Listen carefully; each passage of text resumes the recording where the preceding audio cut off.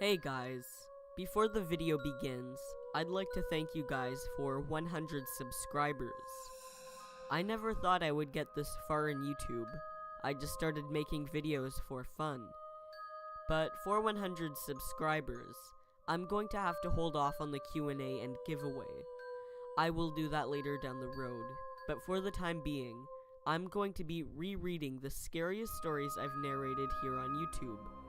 Each story would be a separate video, as I know some of you don't like longer videos. What I would like to ask you to do is to comment what story you think has been the scariest story I've narrated so far. That way, I have an idea of what stories to do. Anyway, without further ado, let's jump into the story.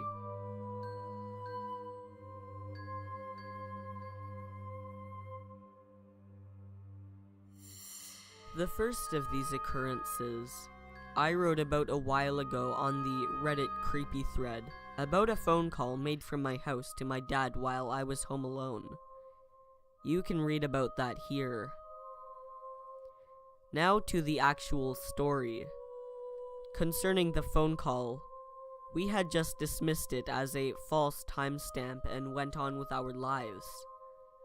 I did too, until one night. A few months after the first incident, I was riding home from a friend's late in the evening. His mother noticed that the car that was behind us the entire time had stopped in front of my house at the stop sign. The parking brakes were on and everything, and they seemed in no hurry to be going anywhere else. It was pretty dark, but one of the interior car lights were on, and I could tell that sitting in the gray Honda was a woman with red hair and a man with brown hair at the wheel. They were just sitting there, looking at us as we got out of the vehicle. I pointed that out as odd, and my friend's mother immediately insisted that she walk me to the front door. I agreed, and we walked up the path to my front door. The entire time, those people were just sitting there, watching us. As soon as we had both stepped into the house and locked the door, we watched as the gray Honda hurriedly sped off down my street, away from my house. We waited until the coast was clear, and my friend's mother wished me a safe night, as she too left my house. I was too afraid to let my dog out that evening, and I simply turned on all the lights, set the alarm, and went to bed. I told my mother about it the next day, and she dismissed it as someone who was lost or something. I thought it was best to just go with the logical answer, and I forgot about it. That was until 2 days later. It was around 5 to 6 o'clock, and I was sitting in my room, browsing Reddit, watching Futurama, when I noticed a car out of my window slowly pull up to the stop sign. For a little background, I have a window in my second-story bedroom that overlooks the street with the stop sign. The car stopped and the brake lights turned on. I watched as the car seemed to stay there for what felt like a good 5-7 minutes. I didn't realize it at first, but it was the same car I had seen the other night. I couldn't tell if it was the same people in the car, but the car's behavior was definitely the same as the one I had seen. I immediately jumped off my bed and closed the blinds. As I heard the screech of rubber, I peeked out the blinds to see if the car was still there, only to find it gone. I was seriously freaked out. These were definitely not lost people checking to check a map or some dumb shit like that. These were people coming back for a reason.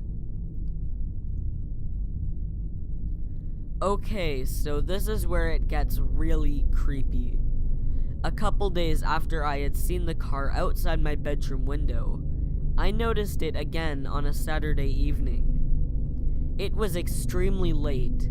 My parents were out of the house and I was home alone. I had gone down the stairs to grab a drink when my dog began barking at the front door. I silenced him and looked out my door, which is completely glass, and saw it. I let out a whimper almost as I could see the same two people in the interior light of the car staring at my house. The woman in the passenger seat could definitely see me from where she was. She pulled out what looked to be a phone and put it to her ear. Shortly after, my home phone landline began to ring. The caller ID was unknown. I was almost in tears as I heard the phone ring twice more before silence.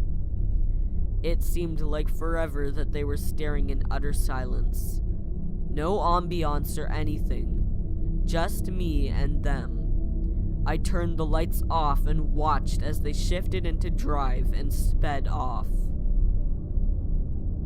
I immediately called my mom and my father and they came home. I told them everything that's been happening and my mother said that if we see them again, she would have the police involved. It's been about a week since I've seen them, but hopefully I won't see them back. I don't know if they were planning to rob my home or had a more malicious intent, but this seriously freaks me out. I have a serious fear of people breaking into my house or knowing my personal information about me, like my phone number, and seriously wigged out. If anything happens soon, I will update, especially if the cops find the people in the gray Honda. Update. The gray Honda is outside of my house, parked at the stoplight with the brake lights on. The only issue is that there is another car.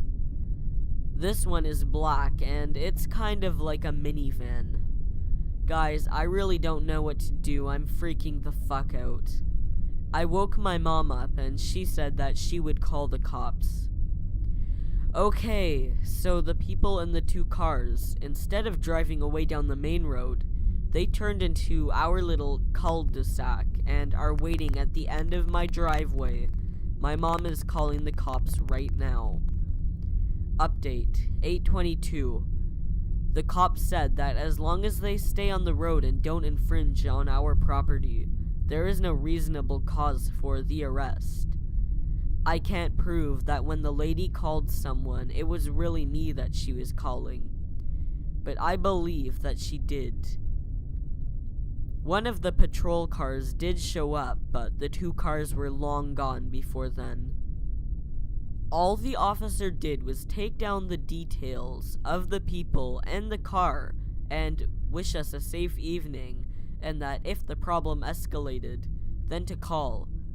Fucking thanks. There are people standing outside my home, and the officer was like, "Sorry fam,